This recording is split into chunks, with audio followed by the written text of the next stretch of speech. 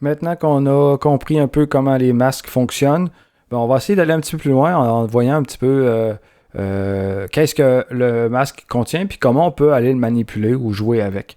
Donc, premier détail, c'est qu'un masque, ça se travaille à peu près ou genre très très très proche d'une image en noir et blanc. Où est-ce qu'on joue avec du gris, du noir, des tons moyens, des tons foncés, des tons clairs. Et tout ça, Photoshop le comprend, même si c'est une couche différente, parce qu'on sait que le masque, c'est une couche, ou même à travers l'image directement. Autrement dit, tout ça, Photoshop fait pas vraiment la distinction. Qu'est-ce que je veux dire par là? C'est que prenons cette image-là, par exemple, et on va la convertir en niveau de gris. Je pars avec mon image en niveau de gris.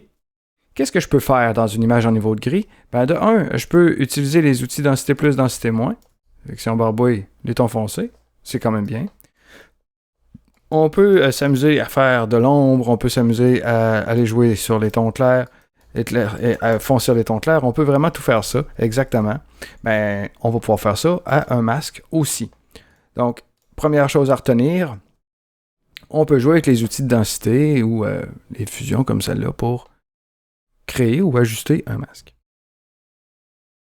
Deuxième chose, si je reviens en arrière, on peut savoir aussi que les modes, niveau de gris, que les réglages qui peuvent se faire, luminosité, contraste, niveau, courbe, négatif, visually, seuil, tout ça peut se faire aussi. Voyons d'abord, luminosité, contraste. Est-ce que je peux baisser la luminosité générale? Oui. Si on se rappelle, dans un masque, il y a du blanc qui nous laisse passer l'image et du noir qui la bloque. Fait que ce que je viens de faire là, dans le fond, ça serait de réduire l'opacité de mon masque. Autrement dit, la petite zone grise qui est là deviendrait semi-transparente. Contrairement à si je l'augmente ou est-ce que je m'assure qu'elle devienne complètement translucide. Ou est-ce que je vois l'image complètement opaque plutôt. Pardon.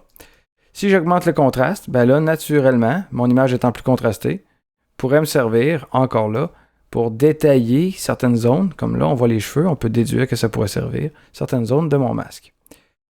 Rappelez-vous que là, je suis en image noir et blanc, mais que ça peut agir exactement sur un masque aussi. Si je m'en viens ici dans les niveaux, on sait qu'on peut augmenter le contraste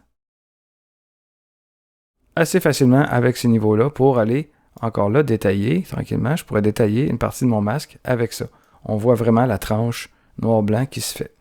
Naturellement, ce n'est pas l'image parfaite pour ça, mais on va voir qu'est-ce qu'on peut faire dans le détail si je reviens en arrière.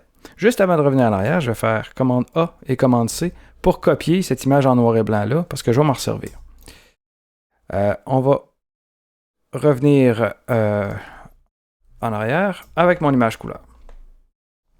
Dans mes couches, si on se rend compte, on a le cyan, le magenta, le jaune, le noir. Et si j'essaye, comme je viens de vous dire, d'aller modifier un réglage avec les niveaux, ben ça va marcher. Tous ces courbes-là, le problème, c'est qu'en ce moment, ce que je suis en train de faire, c'est d'influencer chacune des couleurs, chacune des couches de mon image. Si je reviens juste encore une étape, si je fabrique une nouvelle couche alpha, vous vous rappelez que j'avais copié mon noir et blanc, et que je fais coller ici, ben celle-là pourra me servir de masque, si vous voulez, directement. Je vais faire commande-clic ou même à ça, je pourrais commande C ici. Je fabrique un masque. Je choisis mon masque avec Alt-clic et je fais coller à l'intérieur. Qu'est-ce qui s'est passé? J'ai une nouvelle couche qui s'est fabriquée, qui s'est créée ici. Et maintenant, mon image CMJN, elle est partiellement masquée. Parce que mon masque, si on se rappelle, le noir est caché, le blanc est obstrué.